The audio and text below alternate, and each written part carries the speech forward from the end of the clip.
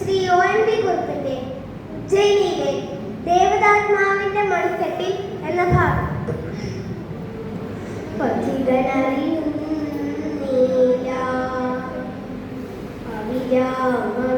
യാത്ര തുടരുന്നതിനിടയിൽ മുകളിലൂടെ സൂര്യരഥമെത്ര കുറി പാഞ്ഞുപോയി.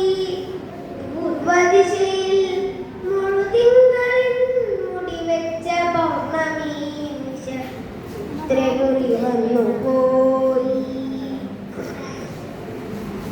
അശ്വങ്ങൾ മേയുന്ന സൈന്ധവ തടങ്ങൾക്കുമപ്പുറം കുങ്കുമം പൂക്കുന്ന വയലുകൾക്കപ്പുറം കാണുന്നു ഹിമശൈലം.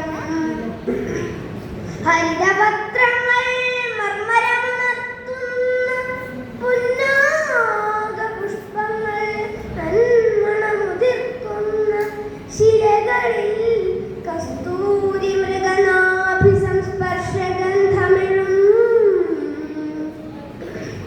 അദ്രിതടമാർ നവനിരുന്നു എങ്കുത്തു ചേരുന്നു സർവർത്തുഭംഗികളും അങ്ങെത്തി നിൽക്കുന്നു പാർത്ഥൻ. ഈ ഒത്തുംഗ ഹൈമവത ഭൂവി അധിത്യകയിലെത്തുന്നിതേകാന്ത പാർത്ഥൻ. ഹിമധൂളിയോ ശുഭ്രമാം ശിവവിഭൂതിയോ ഇവിടെ ഗിരിനിരകൾ ചാർത്തി തുടുകതിരുതിർക്കുന്ന ഹരനിടിലോചനം വിടരുന്ന പോരുഷസൂര്യൻ. ഹരജടയിലോ ധവളഗിരിമുടിയിലോ നിലാത്തിരി പോലെ നിൽപ്പു ശശിലേഖ. കൊടുമുടികളിൽ സമാധിസ്ഥനാമീശന്റെ അകവിറവഴും മഹാമൗനമുറയുന്നു. ഹൃദയമലിനലിരുന്നു ശാന്തം.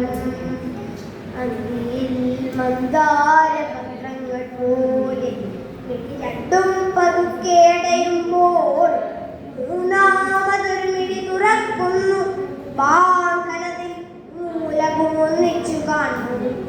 വൈരാഗിയായി തപമനുഷ്ഠിച്ചിടും മാനവൈരിയിൽ തീവ്രാനുരാഗമാർന്നൊരു തപം ചെയ്തിടും അപർണയെ കാണുന്നു.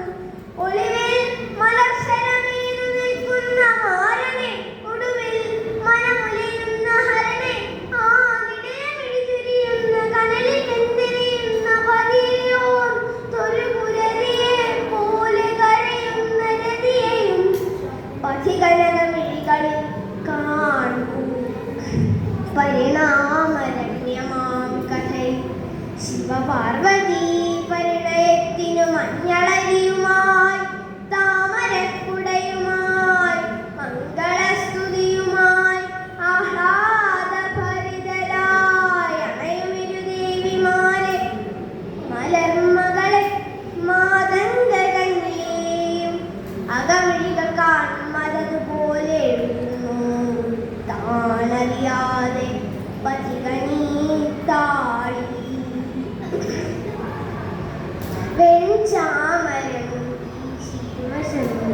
യമുനയും ഗംഗയും അകമ്പടി നടന്നു. നിജഭൂ